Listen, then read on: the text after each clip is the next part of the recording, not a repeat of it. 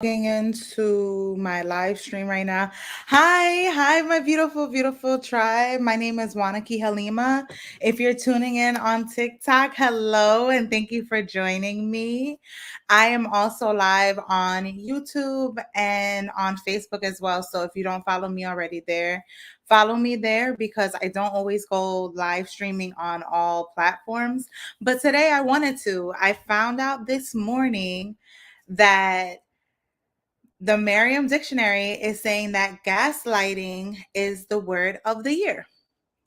And it just made me think like this year was truly a year of gaslighting. So it was very appropriate that Merriam dictionary made gaslighting the word of the year. So I wanted to make sure that we all understood what gaslighting is. So when you look up gaslighting in the dictionary, it says manipulate by psychological means into questioning their own sanity. And there's a lot of things that are going on right now that are insane. So it's very easy to gaslight somebody because, according to the definition, it's to manipulate by psychological means into questioning their own sanity. Now, it appears to me, and please do not be a stranger, be a part of this conversation, because I am sure that anybody that taps into this conversation has one been gaslit and two has gaslit somebody else. It's very easy to be done, especially with all this fake news. Evidently you can gaslight somebody and not even realize that you're doing it, and a lot of it is going to boil down to the inner child. So that is a conversation that we all should be participating in. So again, if you're new to the conversation, we are going based upon the definition that gaslighting means to manipulate by psychological means into questioning their own sanity. Now, you can be gaslit and not even realize it, because if you are somebody that watches um any type of reality show, you are continuously being gaslit because reality shows are not really reality. If you watch the news, you get to see it from the perspective that they want you to see it. So you are continuously being gaslit. Now, what are some behaviors that are a reflection of gaslighting? Again, I did some research. So, gaslighting is a form of psychological manipulation in which the abuser attempts to sow self doubt and confusion in their victim's mind. Now, when you do research into gaslighting, they particularly have this whole dynamic of there being an abuser and a victim. So, what does that mean? If you are participating in gaslighting, you are either an abuser or you are being abused. And this is the definition according to the dictionary. It says typically gaslighters are seeking to gain power and control over the other person by distorting reality and forcing them to question their own judgment and intuition. Now, for somebody to be able to be gaslit, that means that they have to trust you. So that's where the whole dynamic of it being an abuser and a victim is very prevalent when you talk about gaslighting, because it's really that element of psychological manipulation.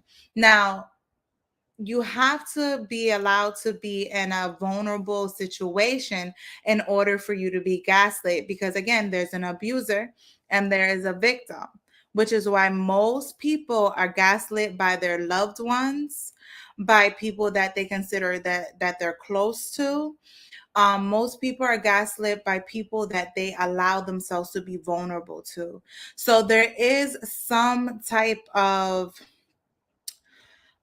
weight that the victim does hold in the gaslighting, because they are allowing themselves to be manipulated, and specifically it has to be a psychological one at that. So that's why a lot of times you hear about gaslighting with for example, a parent child relationship, a mother daughter relationship, a mother son relationship, a father daughter. It's always going to be something like that. So let's talk about the signs that you may be gaslit or that you're going through gaslighting. So the person will insist you said or did things you know you didn't. Now, that one alone. So I have five things for us to talk about.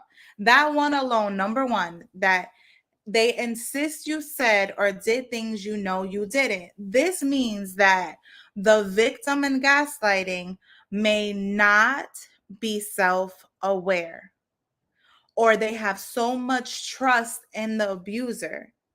So you have to make sure that you are practicing being self-aware, and that discernment is very important, especially when you're dating or any type of intimate relationship that you share with somebody, because you're naturally going to be vulnerable, and that trusting element is everything. So you have to make sure that you know what you said and that you're willing to send 10 toes on that, because if you're being gaslit, the person is insisting that you said or that you did something that you know. So y'all both know that you didn't do it. So it's also to deny or scoff at your recollections of an event. Oh, that one is very interesting. So what that looks like is you went to an event with somebody else and you're telling your story and they're saying it didn't happen that way. Or you're having a memory and they're saying that it didn't happen that way. And it's so interesting because perspective is everything. You can have a whole party that happens, and 10 of the people that you know were there, and all 10 of those people can tell the story, and it can be a different story to all of those people. So that being said, to deny or scoff at the recollections of an event, that one is very easy to do. That means that if you are not allowing people to have their experience, you could possibly be gaslighting them. Another way is to call you too sensitive or crazy when you express your needs or concerns. That one is pretty much an obvious one. I feel like people do that all the time. You know, when you feel some type of way about something and the other person doesn't feel that same way, it's natural for somebody to kind of be like, oh, okay, whatever. But we all do have to respect each other's feelings. So I do understand that. So it's more so about, relax your throat chakra. You don't have to say something to everything. But I think also in today's society, it is pushed to be very sensitive, and it's pushed to be very much so, you're gaslighting me. Nobody is allowed to have an opinion. Now, I understand being self aware and I understand being respectful, but it's okay to have a secret with yourself. You don't have to always impose your experiences on other people. So that's what my greatest issue is with gaslighting. But we're going to go back to the facts. So, another way that somebody can be gaslighting is to express doubt to others about your feelings, behaviors, and state of mind. Okay, so that's talking about third party gaslighting. So if I overhear somebody saying something and then I whisper to somebody close to me, they're very dramatic. They're that's not exactly how it goes. So be careful with that person. Just pushing doubt upon somebody else's feelings. And I think that's why gaslighting is so popular right now, because people like to complain and people like to sit in their feelings but not do anything about it.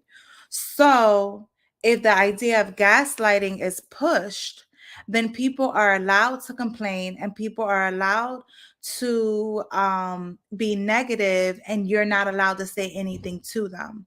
That is another issue that I have with this whole idea of gaslighting.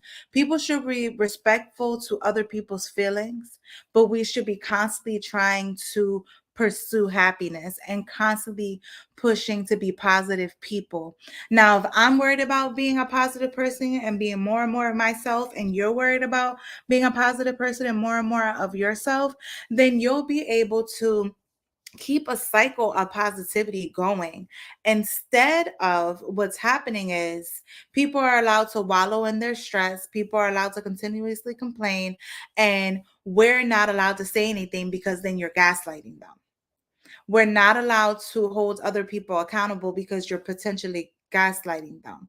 And that's the greatest issue with gaslighting. You have to know that You can be yourself, you can express your feelings, but that doesn't mean that other people cannot have their experiences. So there's a fine line between holding people accountable and gaslighting. So feel free to chime in. Thank you for joining. Again, I am live on YouTube and Facebook and also on TikTok. So if you want to see more of these lives, you do want to follow me on the YouTube. The link is in the bio, because that way you can have the reminders and you can subscribe and see more of these lives, because I do not always go live on all of the social platforms at once. So again, thank you for joining. So we are talking about gaslighting, and if you are joining a little bit late, I will read the definition for you again. And that definition, according to the dictionary, is to manipulate someone by psychological means into questioning their own sanity. And when you have these conversations about gaslighting and you do your research, you see that there's always an abuser and there's always a victim. So there's some type of vulnerability that is happening amongst the two in order for it to be considered gaslighting.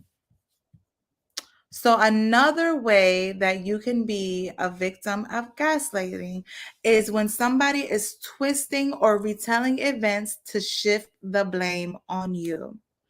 Now, see, back in the day, we didn't call it gaslighting. We called it lying. We called it snitching. We called it many other things. So, that being said, I think that we always need to be aware of when a word becomes a trend, what exactly it is trying to do to our society and what exactly it is trying to do to the community. It is trying to remove the accountability of the abuser in this situation. Now, gaslighting is a real thing. I will not take that away. Gaslighting is a real thing.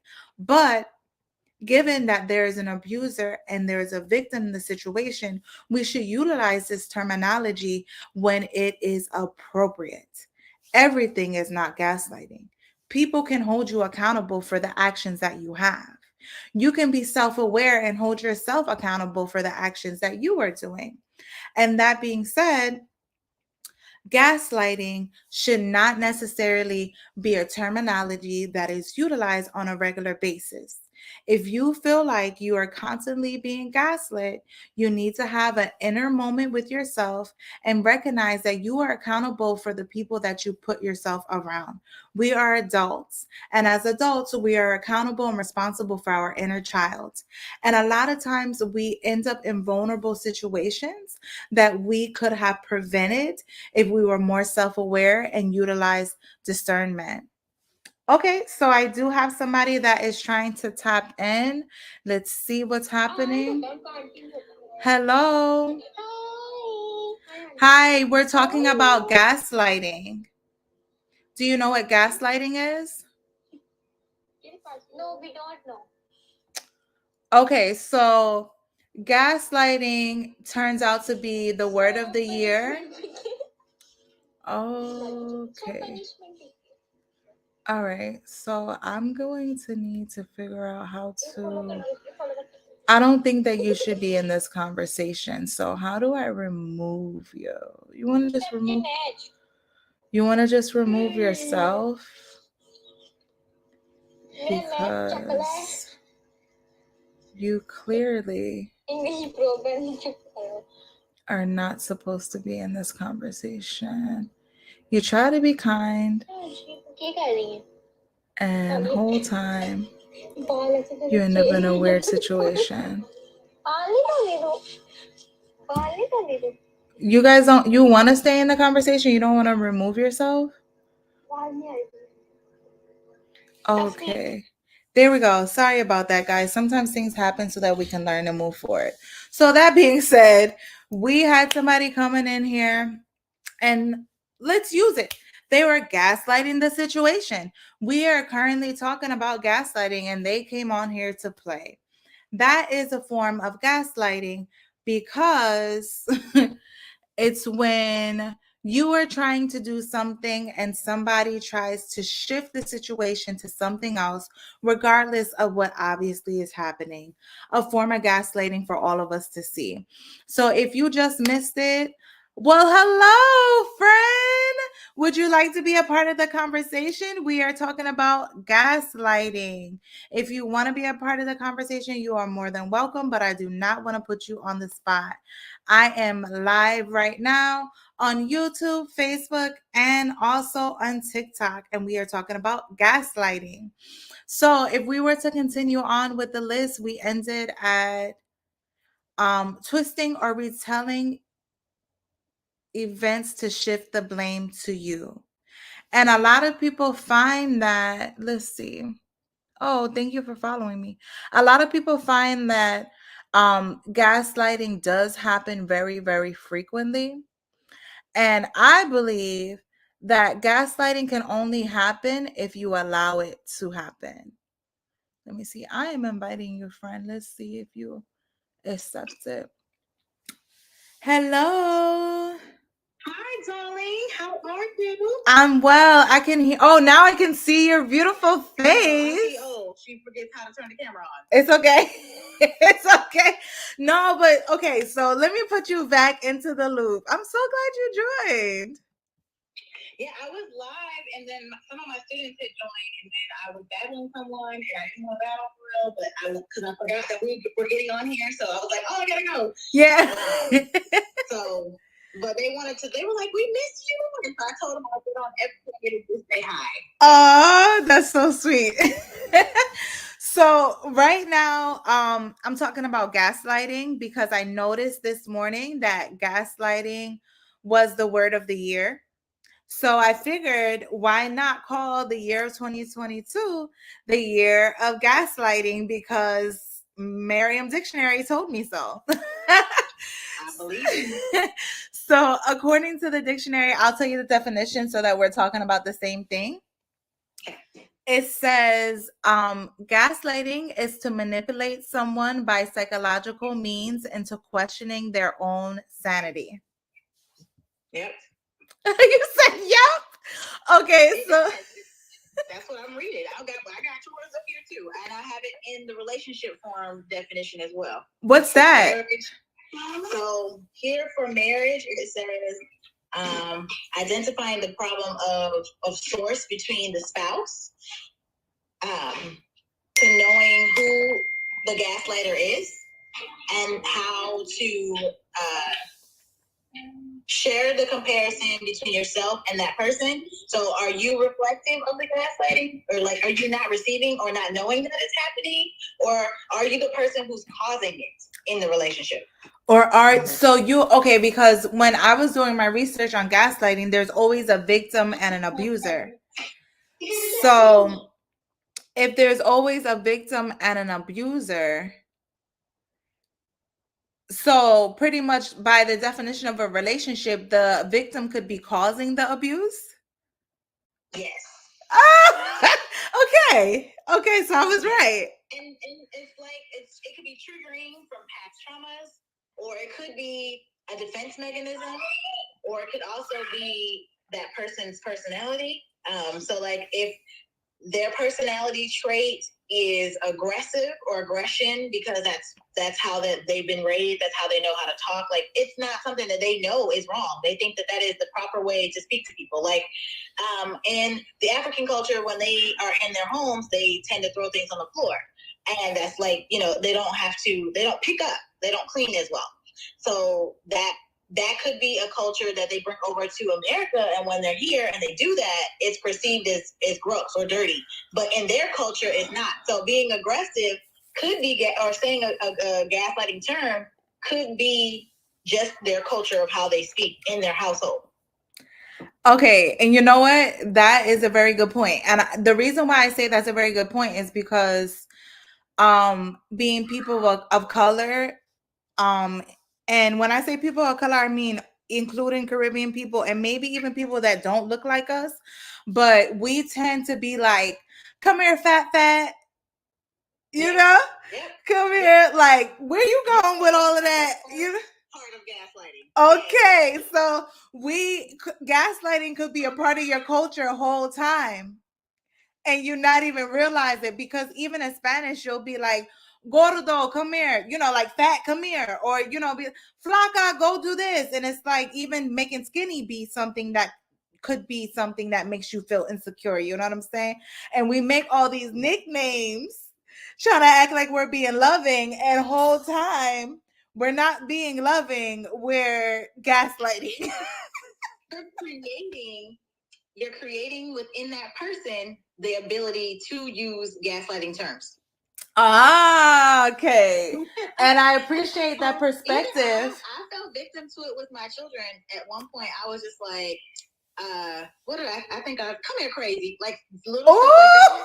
It's not a good term of endearment. My mom caught me and she was like, don't call my grandbaby's crazy, don't put that in my spirit. And I was like, I mean, she's not wrong, because those are the things that you speak over your children, so you don't want to speak that. And then one day Jackson did something that I was like, where the whole no, but that's true, because when you kind of like normalize these things, then your child grows up and it ends up becoming like the adult version of that, where they feel like, we kind of like call each other names and endearment, and whole time you could be hurting somebody's feelings, like for real. You could and then like what's so crazy is it's perceived differently from men than it is from women, right? Because if you have a male that starts to grow and thinks that calling names is endearment, he could be calling his girlfriends like, come here, fat ass, like, and then you be like, the woman already feeling bloated. You know what I mean? She just weighed herself and she already just gained 5 pounds over the weekend, and it's like, he just called me, and whole time he's thinking like, I love her, that's my bae. And no, you're being abusive, sir. Yeah, that's abuse. I used to use my husband after I had my son, and like postpartum is no joke. She ain't to play with. She ain't to play with.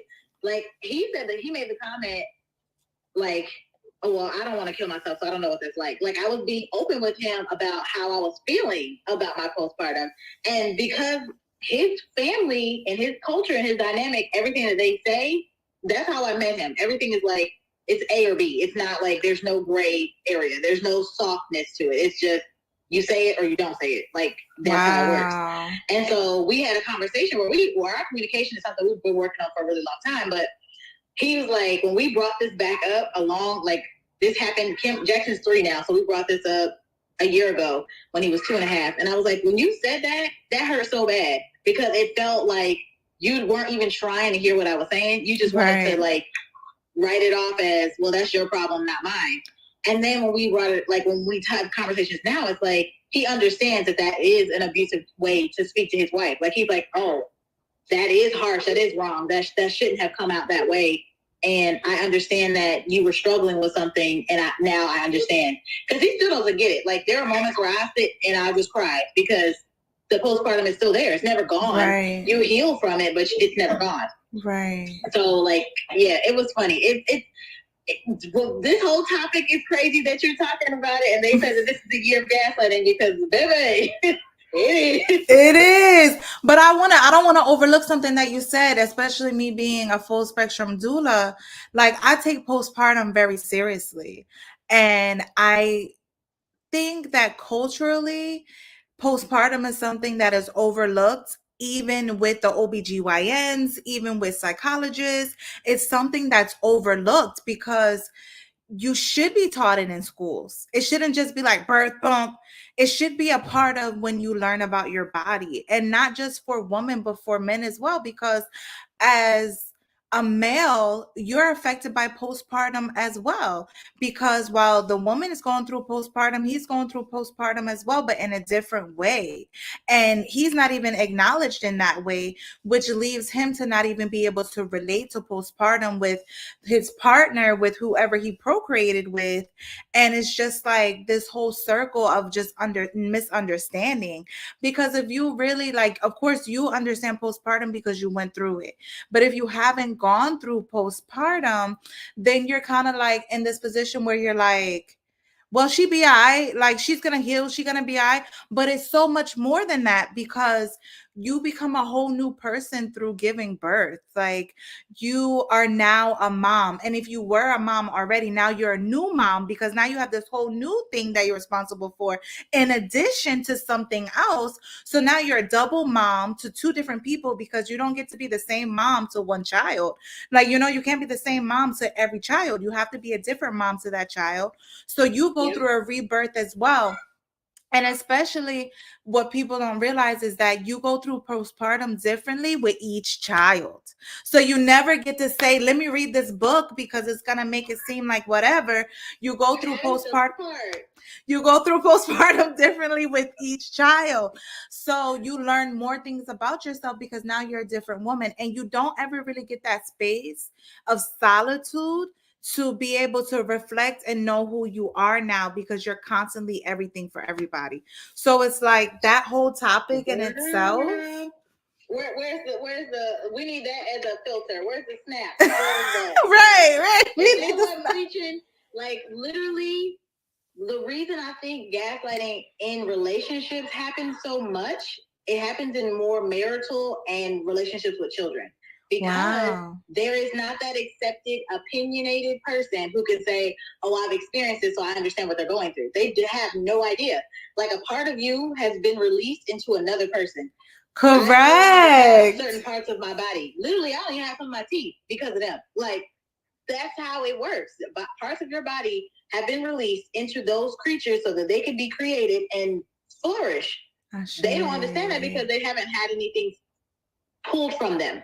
And correct. So, like, when my husband gained weight during the pregnancy, he was just over here all, like, every 2 seconds you could see him just, like, hitting his flabby stomach or doing something crazy. And I'm like, bruh, I had a whole placenta come out of here. Like, right. You can go to the gym. You can lose that easily. I'm still trying to figure out, did my uterus contract the way it was supposed to? Do I have these, issues that are going on with my ovaries? Like, you just got weight gain. Like, you are right. Right. But the mental, the physical, the emotional, all of those little steps and tiers, they see small parts of the steps, but they don't see the layers underneath the steps that hold it together. So that's why those gaslighting terms or the words or the actions or the behaviors are so deeming or hurtful. Like, we feel them more, or the person who's doing it. So even if a man has lost his job, we'll even flip it for a woman who is very successful and her husband loses his job. There are 2 household income. They have children.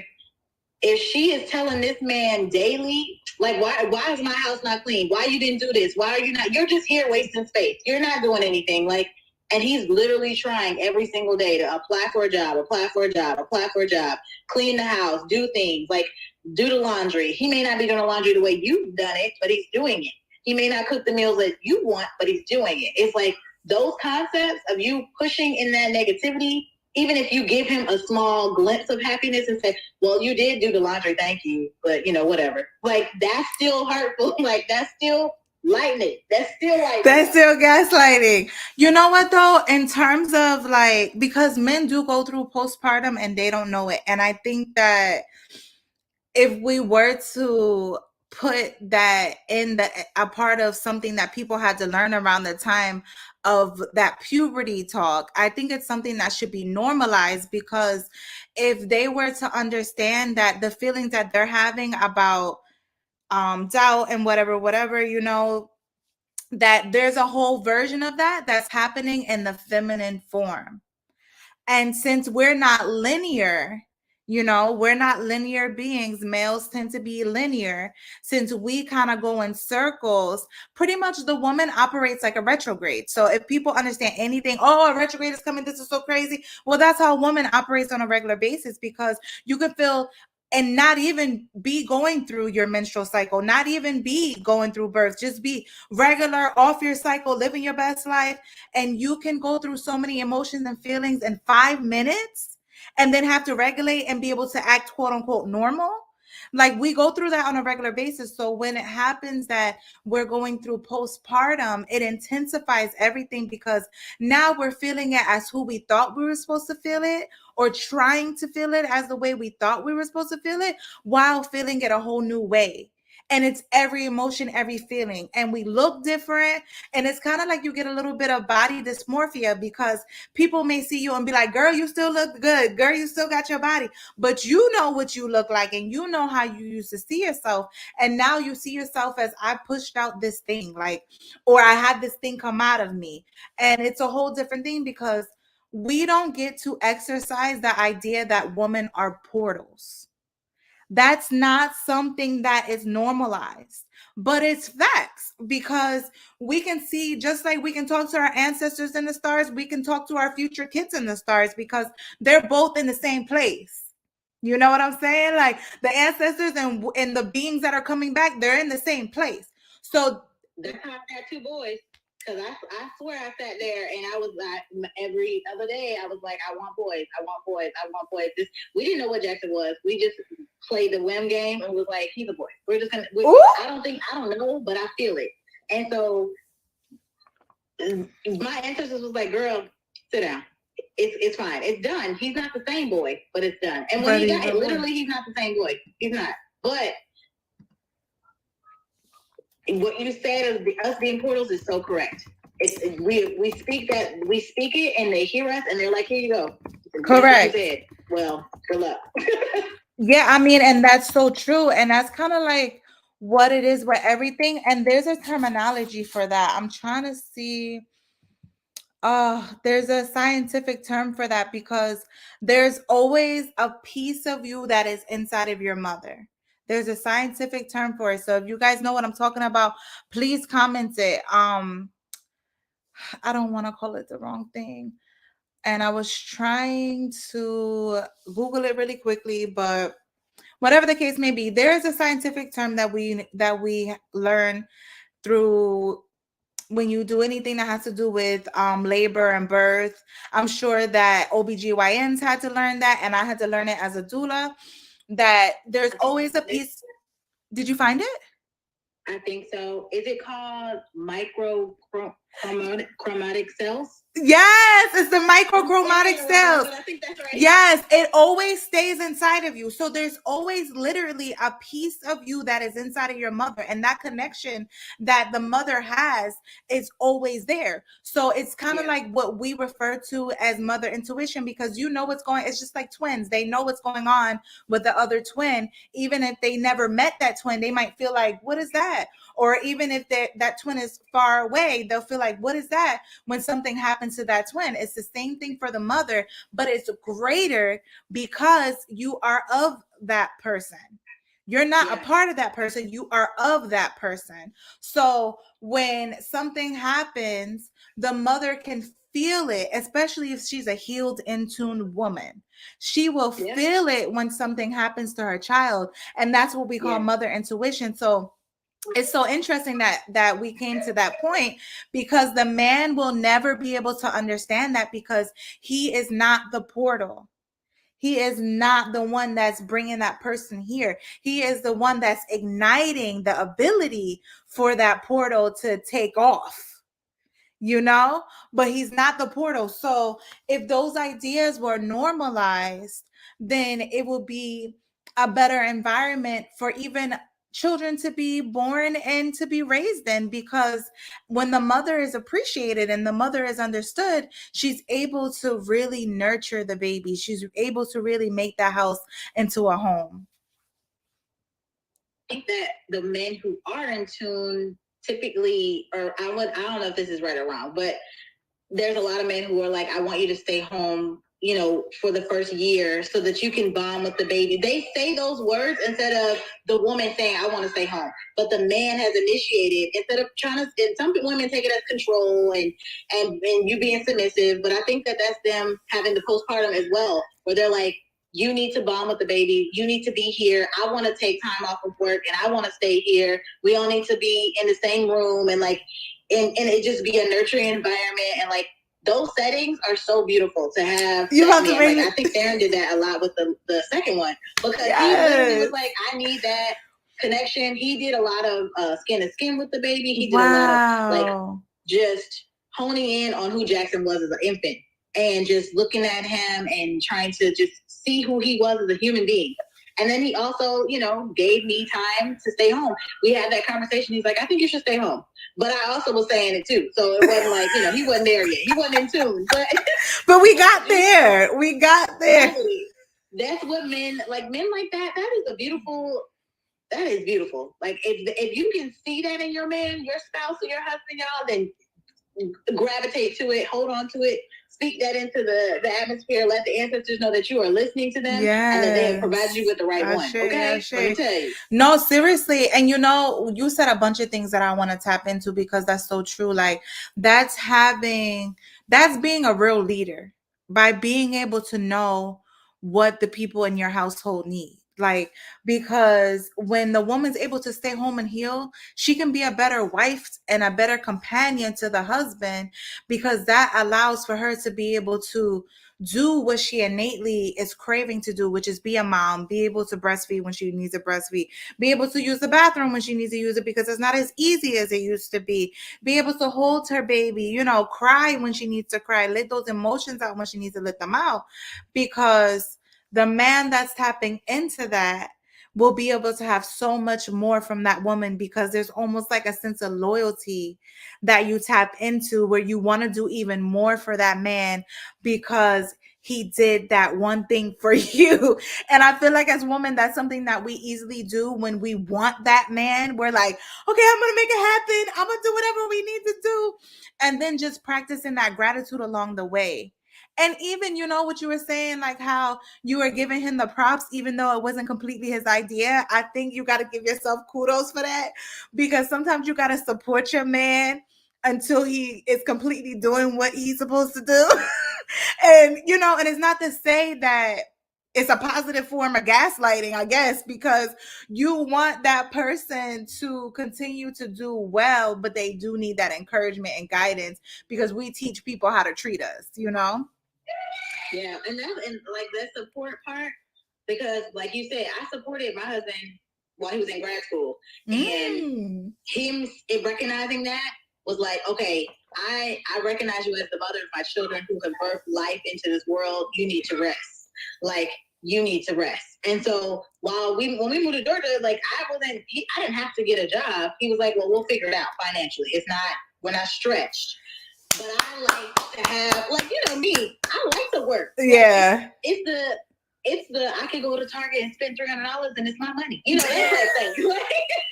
He has no problem. He doesn't question it, but it's still like that could have went to bills, Correct. Instead of it could have went to groceries. You in here spending just frugally. But if we have a double household income, just shows my children, okay, it's not just always mommy working, and it's not always just daddy working. It's everybody working. Everybody got to, everybody can contribute if they want to, and they're willing to. Right. I'm willing and wanting to, and I want them to be able to see that instead of having a woman, I'm not doing nothing. Like, I don't want them to find that woman. You know what I'm saying? Yeah. Living by example. Like, their dad has always said, mommy doesn't have to work if she doesn't want to. He's always said that, but just being able to prove those facts and that support, those key terms, those special things, we both have to recognize them. Like, I know there are days when I'm really tired. He'll come in and he'll just say, I appreciate you. And I'm like, because I am. And that's what I try to say. No, that's so important. That's so important, because I tell my man all the time that I appreciate him, and he tells me all the time that he appreciates me, because sometimes you just get into this kind of like pace of just living life, and people do things that annoy you. People, you just be trolleying along, just trying to do day by day because life is happening. But it's so important. And I want to encourage everybody that's watching this right now, if there's somebody that you appreciate, just be a little bit humble, just be a little bit kind, and reach out to them and say, hey, I appreciate you. And then, they don't have to say it back, because you don't appreciate people because they're going to appreciate you. You know what I'm saying? You appreciate people because you're really here to say, wow, like this person really does XYZ, and this person really means this to me. And I'm thankful that this is how they make me feel. So I think that's so important, because I always try my best to tell my man that I appreciate him, and I try to tell him why I appreciate him, and it don't be the same corny thing every time. It be because the little things, like I appreciate that the other day, girl, let me tell you this quick story, not to have people in my business, but the other day I was live on YouTube and Facebook, with at Balancing Codes. I think you've seen me live with her before. So I was live with her and a little thing popped up across the screen that my man had followed me on YouTube. And I was like, I think at one point I was in the screen like this.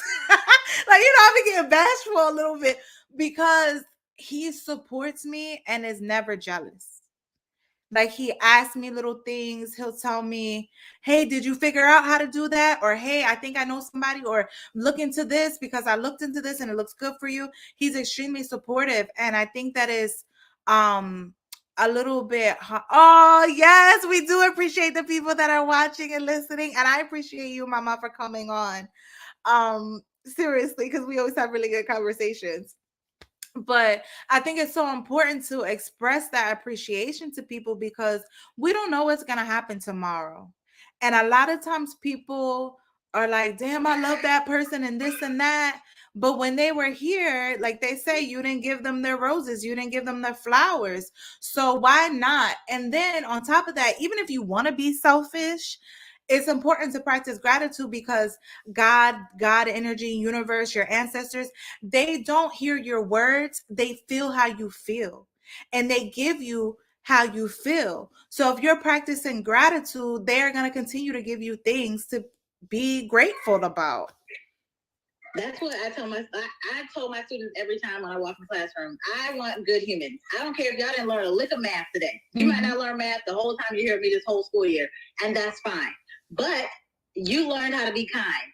Now I'm not in the classroom with them, and when I talk to them, I'm like, "You still being kind?" And a lot of them, I did a feedback check with the principal or the dean, and she was like, you would be proud of them. Some of them they're still doing well. I had to suspend one of them, but they're still doing well. And I'm like, that's all I'm saying. But you had babies.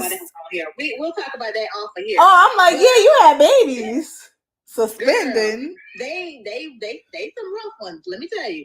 Wow. But yeah, it's I want kind humans because that's how the world operates. The world's gonna operate around kindness. Like you can't walk in this world and not feel gratitude, kindness, or appreciation. You need to do all of those in one lump sum because that's just what needs to exude. You don't have a lot of that, and if you can't give it, okay, well let me show you what it looked like. Because maybe if I'm showing it to you and giving it to you, and I pour into you, you might feel it, and then it'll pour into somebody else. I'm just trying to overflow everybody. Okay, just trying to give it all out. And I think that's something to be said as well, because at the end of the day, your cup is full, so you're able to do that. But getting a little bit back to the topic, because girl, we went from talking about gaslighting to talking about postpartum to talking about men showing appreciation to their woman to talking about men being able to take some time off during birth. I mean, if you think about it, it is all related because those things that aren't being said are the underline of why gaslighting is what it is. Ooh. If being said, then we wouldn't have as much gaslighting as we do. And that's a fact. I agree with that.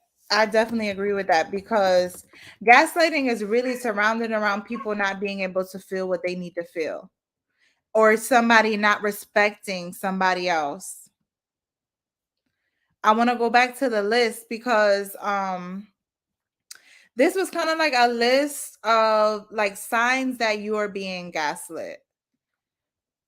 So one of the ones it says here that it's an abusive tactic. So like we talked about that before, and I feel that especially with the thoughts where you said that they're not listening or hearing or feeling those thoughts. That's what it says here. They have doubt for that person's feelings or thoughts. That's clearly what is going on here. They don't understand or they don't want to understand. Like, right. And it's kind of like not being able to relate to, but it's to the extent that you don't have respect for that person's situation almost. And I think that in order for you to gaslight somebody, you have to really not be able to relate to them.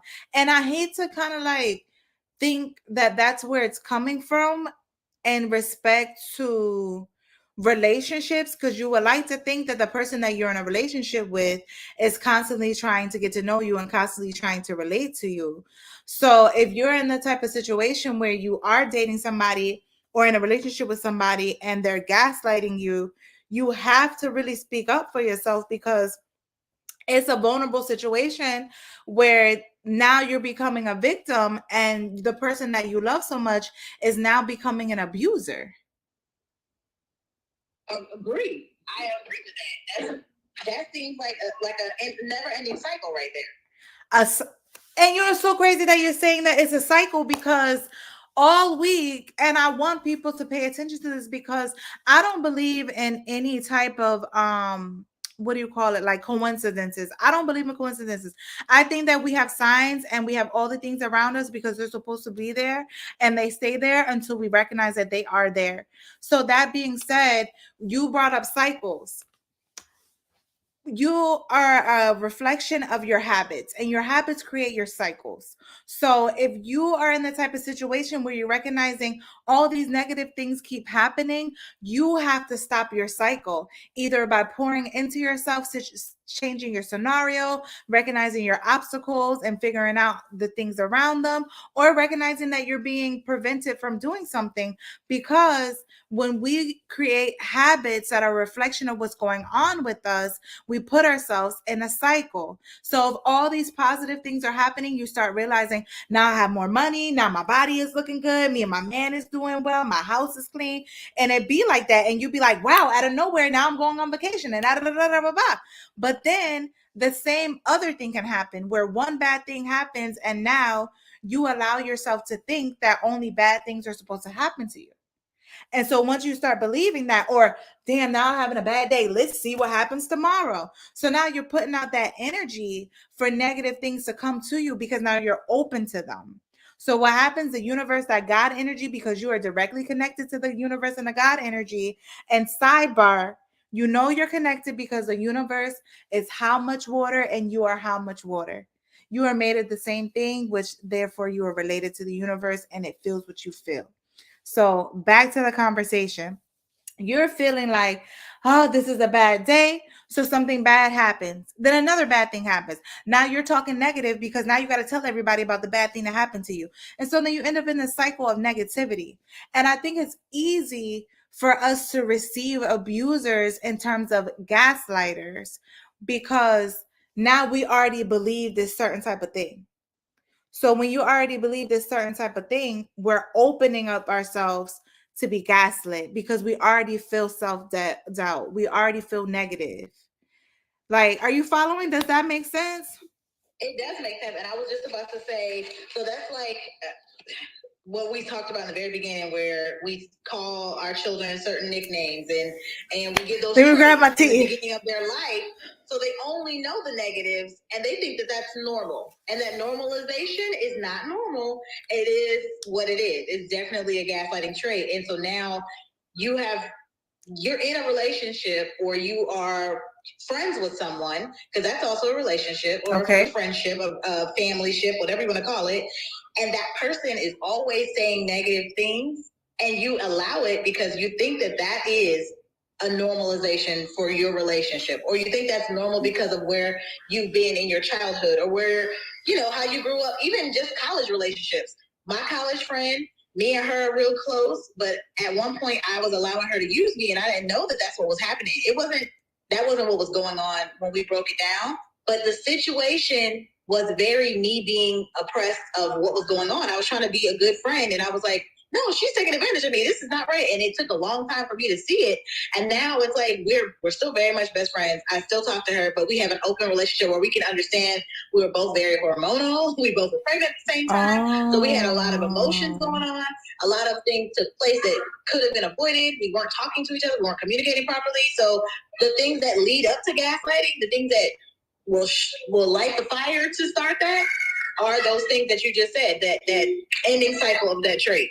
Yeah, and that's true, because a lot of us come from homes where we got to hear our moms complaining all day. Then we got to hear our grandmothers complaining all day. So now we're women that are complaining all day. And you have to kind of like stop the cycle, because if you grew up, and it starts so young, like now that I'm starting to like kind of like break it down, it starts so young, because it can start with every Saturday morning your mom does your hair. And then now she's starting to complain because she's saying, oh, come on, you got this hair and it's so nappy. And oh my God, I'm about to start getting your hair done for you because I can't do it no more. So now you're a child and you have this insecurity where every Saturday now as an adult, you have to go get your hair done and you will never wear your natural hair. You always got these weaves, you always got this, you always got that, wigs and all this other stuff because there was an implanted seed within you where your mom was really just busy, aggravated, frustrated from her own life, and she took it out on you. And that's where that gaslighting comes from kind of like that mother-daughter relationship. And it happens so frequently with women that look like us because the woman is we're children of war, like we're still in the position where we're trying to find our place as a society, even as community. We're still trying to find our space where we can be loyal and trust each other because of things that have happened outside of us.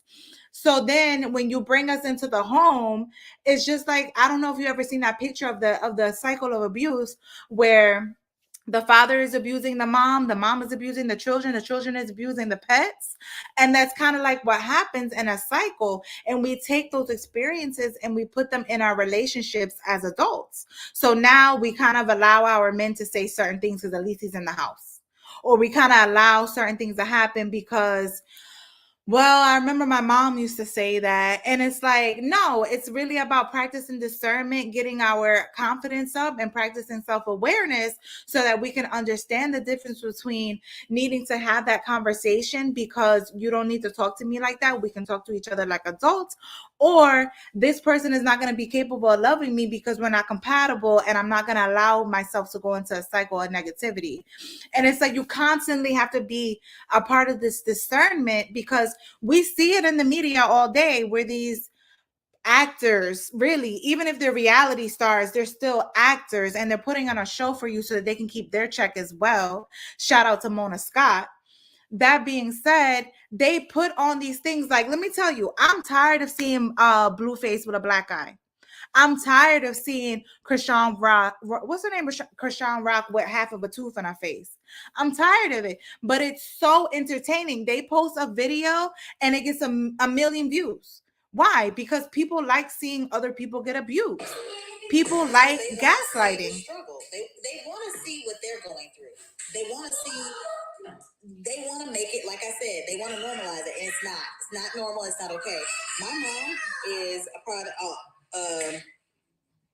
Her marriage was product of abuse, and in that I was subject to it, and I said I would not allow that to happen. And there was an incident that I was like, I will never ever let that happen again because I allowed my anger to control my feelings, and it was about to lead into something that would have turned into what my past was like. And I said I don't want to continue the cycle. It is done here. We stop. It is over. It's done. So I learned through therapy. I learned through emotional imbalances. I also learned through working in the medical field that I have to be able to process. I need to be able to calm down from where I'm at. I need to be able to communicate. And if I can't do those three things, I need to walk away so that I can do them, so that I can properly be able to emotionally handle situations, whether it's with my children, whether it's with my friends, whether it's with my coworkers, whether it's with my husband.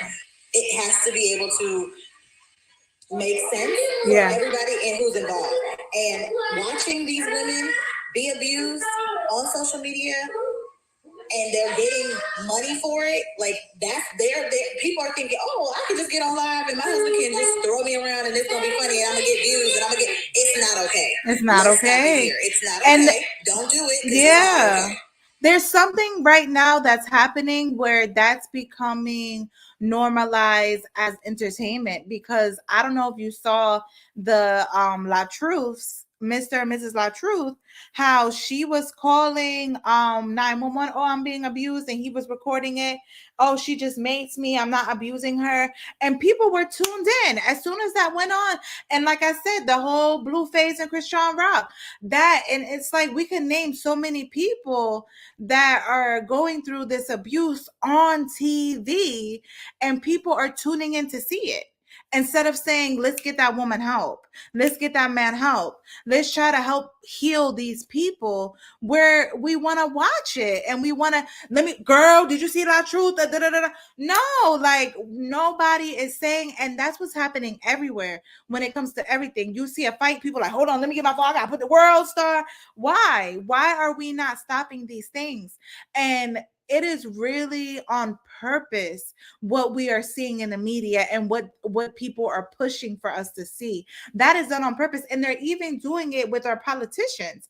Don't let a politician have been an abuser, because they're going to play it over and over and over and over on TV, on Twitter, on wherever you can see anything on a screen. The whole Black Mirror effect. They're having us watch it over and over and over. And it does something to our subconscious. It imprints our subconscious, where these things kind of like become numb and it's normalized. So when you do see somebody getting beat up on the street, it's like, whatever, let me continue what I'm doing. Because especially for me, being from Jersey and always going back and forth to New York and even some places in Jersey, you see it. You see people like a whole fight of 10 people, and you see people just walking past, not even looking. And I'm not going to hold you, I'm one of those people that will walk past, because I got desensitized through living in Jersey, New York. You know what I'm saying? Like, I got desensitized, and then moving to Miami and seeing similar things, you become desensitized, because everybody's fighting, everybody's cussing, everybody's having an altercation, and you just walk past it like it's whatever. But we should not allow ourselves to continuously desensitize, especially when now they're pushing it with couples like the La Truths, the Krishan and Blueface. We cannot allow for that to be normalized, because now we're going to start having these people that are getting beat up in the back room by their loved ones, by their husbands, by their wives, and whatever. Let's just let these people get beat up. And so, of course, it trickles down to the children. And then now we're creating humans that feel like beat them people up no matter what. One little thing, beat them people up. Like, there's no nurturing. Like, and I think it's also something to say about what's happening with how women are pushed to be so masculine right now.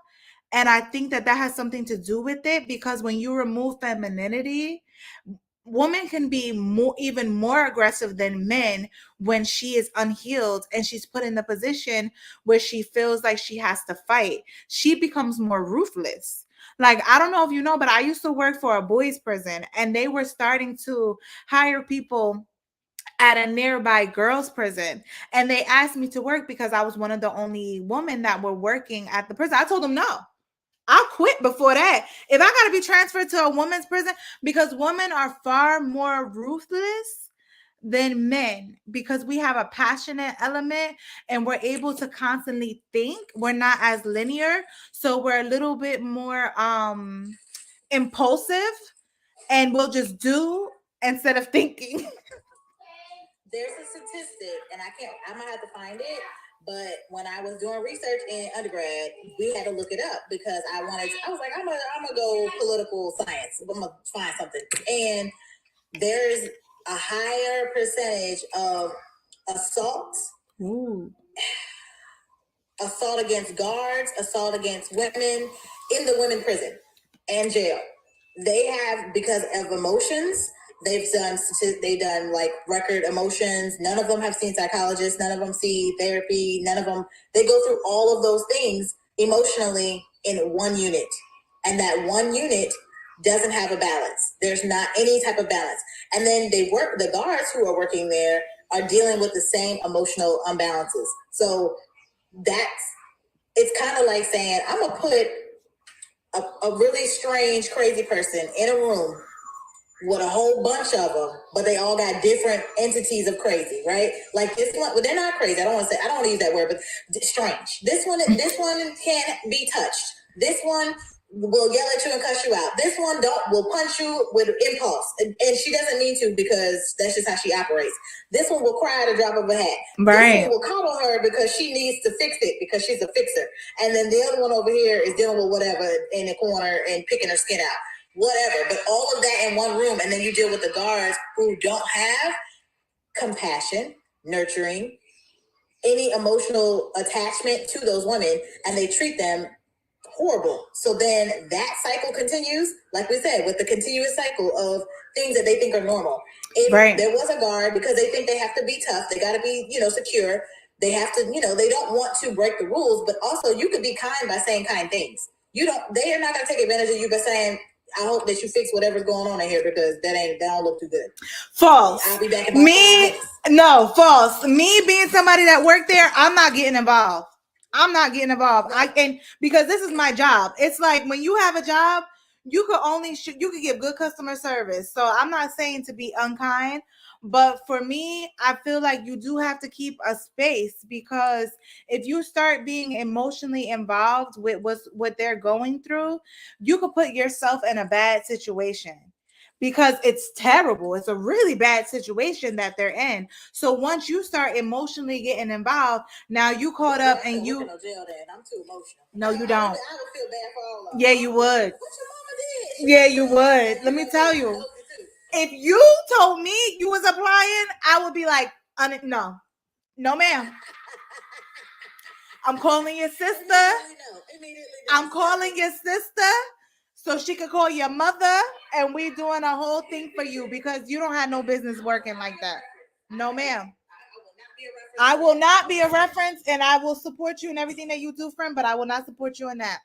So I'm just going to close out on my YouTube and my Facebook, because this has been over an hour.